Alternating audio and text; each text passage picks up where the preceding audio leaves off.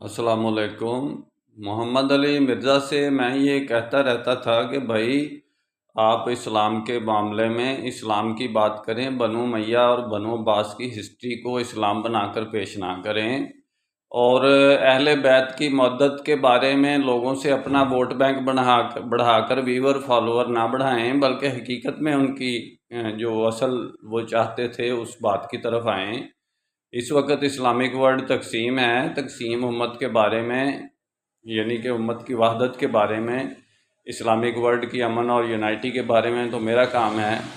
چلو آپ یہ نہیں کر سکتے تو کم از کم میرے ساتھ امت کی وحدت، خدمت اور خیر کے کام میں شامل ہو جاؤ، جو کہ میرا مقصد ہے امت کی، یعنی میں کام کر رہا ہوں۔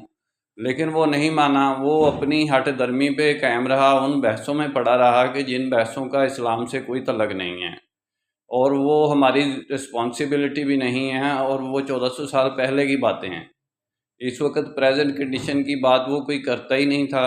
انشاءاللہ ڈیٹیل میں بات پھر ہوگی۔ نسبت وحدت خدمت خیر کے ساتھ، اللہ حافظ۔